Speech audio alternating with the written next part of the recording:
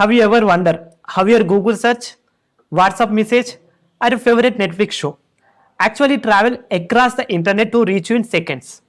Behind all of this magic, something called OSI model. We are going to discuss very important topic, that is OSI model in the computer network. Everyone should understand the OSI model because it is essential for understanding of how computer network works and also very important for interviews. So prerequisite for this video, please watch the previous videos because we have started this network playlist in a structured way. We are going to use some concept in this video, so where I explain those concepts in the previous videos. If you watch those videos, it will help you to understand the OSI model much better. I am going to cover the OSI model in two parts. I have decided that I will explain the OSI model in deep dive. And also, this is going to be very interesting. We are going to learn in different and easy to understand way. Please make sure that watch the video till the end. So without wasting any time, let's get into the OSI world. Are you guys ready? Yes, the first question you should ask is why we need to study the OSI model. If you look at the history, which I don't go in detail here, since I already covered in my history of networking video. Okay, so in the earlier days of internet, companies like IBM, Cisco and HP had their own network communication. If you had an IBM computer, if you want to communicate with the HP, okay, it couldn't. Why?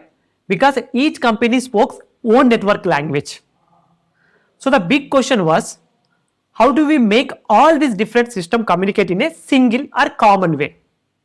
That's when the OSI model was born. The OSI model provided one common language for every network.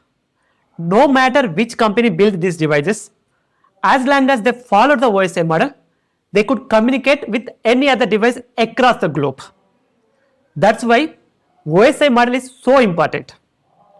And it's just not a theory, it is the foundation of the networking, which is used to design, build and troubleshoot networks even today. Okay, now we understand the why we need the OSI model. Let's understand the what is OSI. Okay, OSI stands for Open System Interconnection Model. It is a conceptual framework that describes how data moves from one computer to another computer across the network. Think like it's a blueprint for networking that explains how computers communicate with each other in structured way using 7 layers. How many layers? 7 layers. Okay, now we are going to cover the 7 layers of the OSI model. Each layer has different functionalities. But here the thing, how are we going to cover them? And more importantly, how do we make sure that those concepts stay in your mind very strongly? For that, let's take different approach. Instead of simply explaining each layer one by one, let's build network together. Imagine we have a project. The requirement is that we need to communicate with a website that is hosted in another country. But to make communication possible, we are going to use OSI reference model. But remember, before reaching that website, we must travel through the 7 layers. So let's build each layer step by step. At the same time, understand the importance of each layer, making that communication possible. Okay, let's begin with the very first one. That is physical layer. You may have a question, why we started with physical layer? The reason we started with the physical layer is, no matter which devices or software we are using, we ultimately need a physical connection between the devices. Okay, so the physical layer is the first layer of the OSI model. It's all about the actual physical connection between the devices. For this, we use different transmission mediums such as wires, cables, radio waves that carry your data to the destination device. To communicate with a website or another computer, we first need physical connection. The devices at this layer deals only with raw signals in the form of bits zeros and ones. And also we use different types of connection at the physical layer. Those are copper cables, fiber optic cables, then wireless networks like Bluetooth, cellular networks. So these are the different types of connections at the physical layer which we use. Okay, let's understand the functions of the physical layer. Okay, we will start with bit transmission. What is bit transmission? Our computer stores the data as zeros and ones. When the data reaches at the physical layer, it is converted into signals such as electric pulses, light signals or radio waves, which are then sent across the physical medium. So the main job is it's convert the signals into electric pulses or light signals across the physical medium. Okay, then move to the next one, that is data rate. Physical layer also defines the data rate or bandwidth.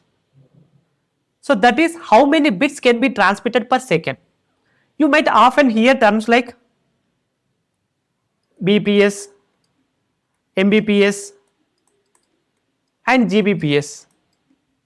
Okay, so these are the measurements of how fast bits are being transmitted. If you want to check the speed of your internet, there are many websites we can use. See, it will tell you the internet speed of your network. See, my internet speed is 240 Mbps. Okay, then move to the next one, that is physical medium specification.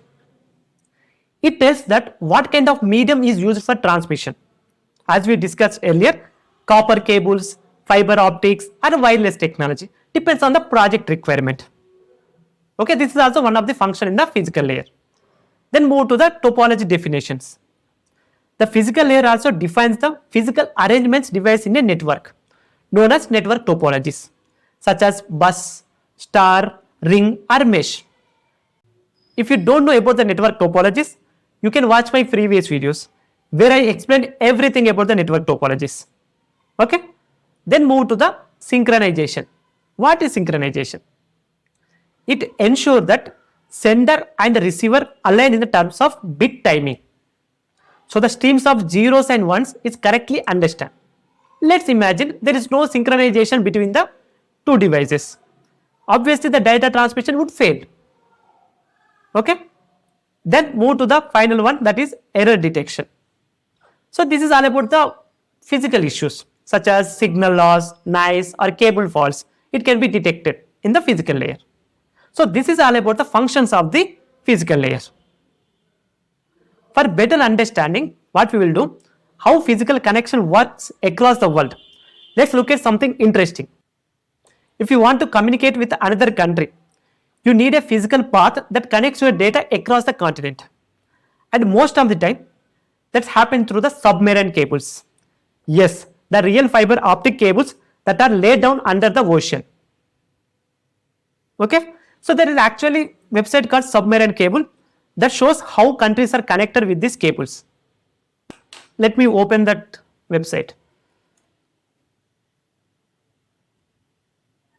So if you open that, you see an interesting image how our world got connected through submarine. So this is how we connected across the globe. When you type a website that is hosted in another country, your request often travels through thousands of kilometers under the sea through the submarine cables, which carrying the light signals at incredible speeds. So without this physical connection, the internet as we know it, it would simply not exist. So this is all about the physical layers. Okay. Now we have built the physical path from one source to the another source. Okay. Now we have built the physical path from one source to the destination. It's time to move to the data link layer, which is the layer of the 2 of the OSI model.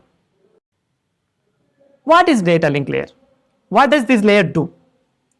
In simple word, if we can say, it makes sure that the data sent from one device to another directly connected device is a reliable and error free. Let's bring it back to our project. You typed a website URL that hosted in another country. Your laptop has turned your request into raw bits. But hold on, how does it know which nearby device talk to first? That's exactly what the data link layer handles. Let's see the functions of the data link layer. The first one is framing. Okay, so the raw bits is coming from the physical layer are packaged into frames. Okay, each frame has your data plus some extra information like source and destination address. So how frame looks like?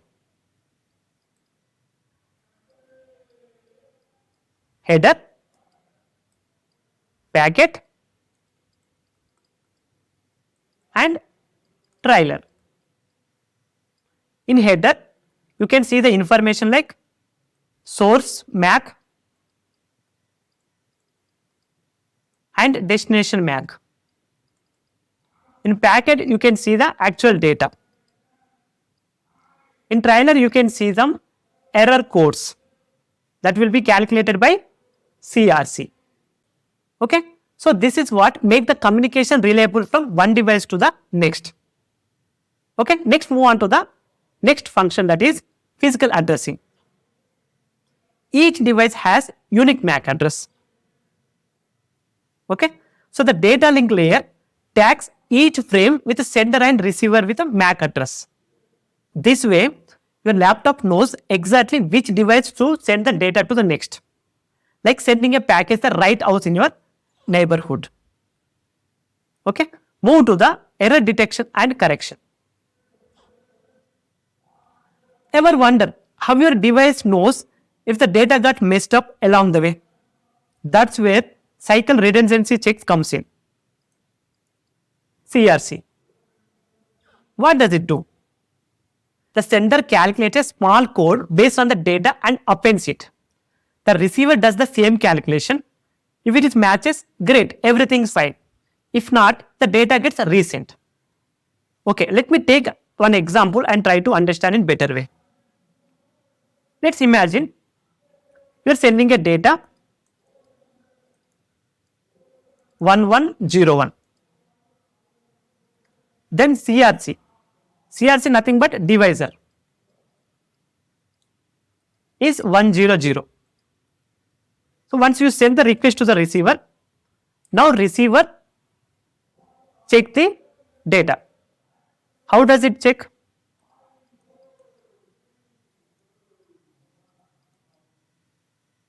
He will divide by divisor 100. If it remains is 0, which means the data perfect. If you see the remainder is something number, which means the data gets resent. So this is how CRC works.